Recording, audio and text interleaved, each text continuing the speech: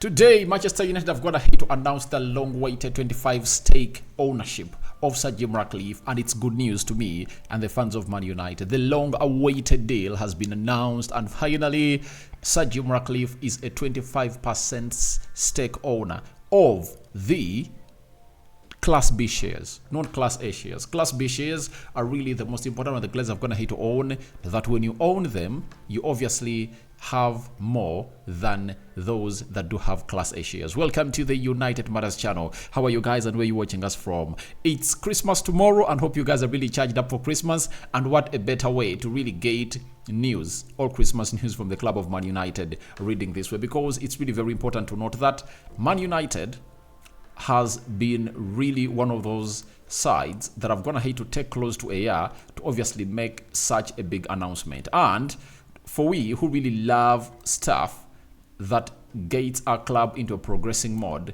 we are really excited because we know what is going to come after all this has come to pass. And let's see close to 200 likes in this video, because this is a move in the right direction, because it has been confirmed by the club of Man United that Sir Jim Ratcliffe is really going to be in control of all the football operations. So we thank God for the gift of life, the Muslims, Barakallahu Fikum, and let's get rolling. Don't forget to subscribe to this channel, guys, because we need very many likes onto this channel of ours. We started off with an article coming in from Man United telling us that Man United PLC reaches agreement for Sir Jim Ratcliffe, chairman of Ineos, to acquire up to 25% sharing in a company. First and foremost, what to note in this agreement that has gone ahead to be reached with Manchester United PLC.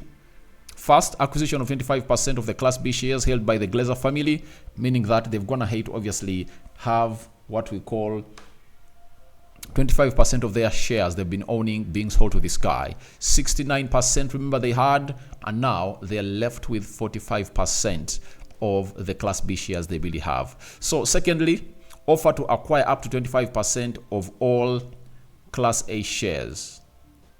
So that means he will really buy all the 25% of the Class A shares. You understand? The other shareholders, the minority other shareholders, are going to be bought off by Sir Jim Ratcliffe to see to it that he takes his share to 50%. You know, that's gonna come in through on with time.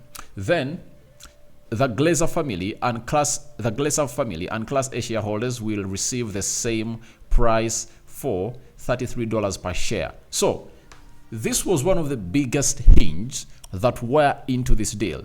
I told you that, remember, this deal would have gone ahead to be really gotten out of the way very, very long time ago. But the problem was they had the minorities, like some companies, promising to sue them, that they are stopping them to obviously have a very good opportunity to obviously get high money from the Qatar side. So that really delayed this a lot, and they've gone ahead to agree on the $33 per share, and that has gone ahead to see to it that this deal has gone ahead to be announced. And I think this was the biggest hinge. It was the biggest because they really had a lot of complaints into that. Now, they've gone ahead to confirm to us that further investment of $300 million in the club. Ineos delegated responsibility for management of football operations. So, further investment of $300 in the club. We all knew this. This is around 260 million pounds, and it's going to include the facility part of it, and even improving the club, the stadium of Man United, that is Old Trafford. You know, that's what they are gonna do on that $300 million. Then Ineos delegated responsibility for management of football operations. Completion of this deal is subject to receiving all necessary regulatory approvals, including from the Premier League, and it's going to take close to 4 to 5 weeks for the Premier League to obviously approve this.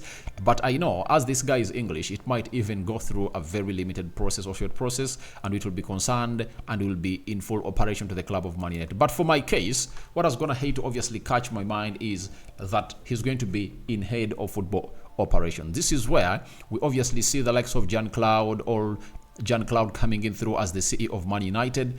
Competent CEO, worked at PSG and worked at Juventus. That's what we've been really craving for. That there is no way you can operate, at the level of Man City, Arsenal, Liverpool, when you are not really having people at the helm of the club when they are really footballing people, when they're having football history. And this is what threatens other teams like Arsenal, like Chelsea, like Liverpool, like Man City, because they know that United has been making more money than them even when they've not been winning big trophies. Now, how is United going to be performing if at all they really get competent people at the head of him? Because in the last decade, no club has gone ahead to spend more money than Man United when it comes to transfers and really paying players what we call astronomical wages. But that has not gone ahead to reflect well in our performances. But that has been all about having Ed Woodward, John Mata, Richard Arnold. You get?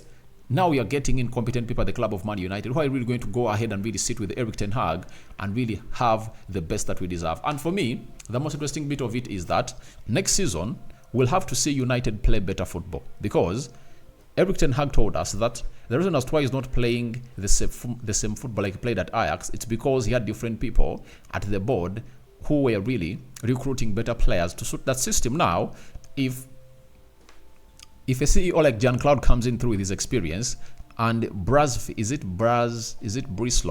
of Newcastle and Paul Mitchell, because it said United are going to recruit different people, right? Are going to recruit different people as far as the director of football position is concerned. Obviously, we anticipate the better.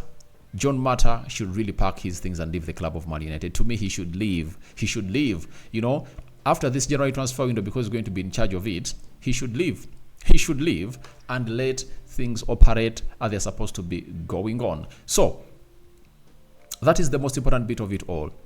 We are obviously going to be having people at the club, and I just can't wait for such a management to come in through and obviously take us into the dream world. That's why I told you that people are looking at our losses, but they don't know that 5% of what we see on the pitch is what makes football, but the hugest factor or the lion's share percentage happens off the field of play. Now, if off the pitch matters are really worse, don't expect us to obviously be operating well, meaning that if this gets solved, now every player is going to be knowing his future, the manager and everyone at the club, because it's a chain of people that really lead to a success. It's not only the manager, it's not only the players, it's from the top, CEO, sporting director, the owners, the employees, director of operations, the negotiators, and very many others, So, good that Man United have gone ahead to announce this, and I'm really excited.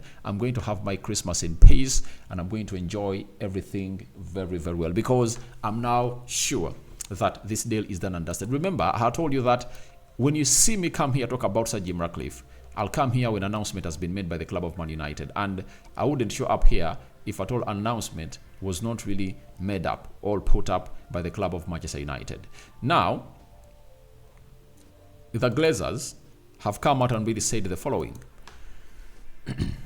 We are delighted to have agreed this deal with Sir Jim Ratcliffe and Ineos. As part of the strategy review we announced in November 2022, we committed to look at a variety of alternatives to help enhance Manchester United with the focus of delivering success for our men's, women's and academy teams. Sir Jim Ratcliffe and Ineos bring a wealth of commercial experience as well as significant financial commitment into the club. And through Ineos Sport, Man United will have access to seasoned high-performance professionals, experienced in creating and leading elite teams from both inside and outside the game. Man United has talented people right across the club, and our desire is to always improve at every level to help bring our great fans more success in the future. Guys, this is one of those things that you'll ever want to see at the club of Man United. And the likes of Manchester City, that have gone ahead to dominate us, Liverpool, for some long time, now know what is going to come they know what is going to come out of this. What is going to come out of this is success of Man United, because Ineos has been given every right to sack and recruit. You get? However much they think they have some good people at the club of Man United, Ineos has been given the right to sack and hire. So that is good for Man United, and what a way to obviously kickstart the year of 2024 in style. Then Sir Jim Ratcliffe, the chairman of Ineos, said, as a local boy and a lifelong supporter of the club, I'm very pleased that we have been able to agree a deal with Man United board that delegates us management responsibility of the football operations of the club. Whilst the commercial success of the club has ensured there have always been available funds to win trophies at highest level, this potential has not been fully unlocked in recent times. We will bring the global knowledge, expertise and talent from the wider Ineos Sport Group to help drive further improvement at the club, while also improving funds intended to enable further investment into Old Trafford. Then he said, we are here for a long time and recognize that a lot of challenges and hard work lie ahead, which we will approach with rigor, professionalism and passion. We are committed to working with everyone at the club, the board, the staff, players and the fans to help drive the club forward. Our shared ambition is clear. We all want to see Man United back where we belong, at the very top flight of English, European and world football. And that is our aim also here at the United Matters Channel. And that's why we're really, very, very excited. So he has gone ahead to obviously talk about how we've gone ahead to drop a little bit. Now we need to obviously get to where we need to be. Talking about global knowledge and expertise, that is what has been lacking at the club of Manchester United. Very, very lacking. But finally, he brings at the club of Man United. And investment into Old Trafford is also something important, because this club of Man United is really very, very dying. But what does this mean to me? I'm all smiles. Do you see, guys? It's like Jean-Claude Todibo is going to be one of those players that is going to give us, because we need Todibo in that central defense of Man United. And as soon as possible, we will get him, because this guy owns Ineos, and Spurs should look for someone else, because everyone is going to be very pissed if at all Todibo doesn't come to Man United. So guys, thank you guys for watching it through. Tell me your thoughts about Man United announcing Sir Jim Ratcliffe's 25% stake takeover at Man United. What are you excited about? What do you think is going to happen at the club of Man United? Who do you think is going to leave? Which players are going to be really here for some long time, and which players are really going to be here for a long time?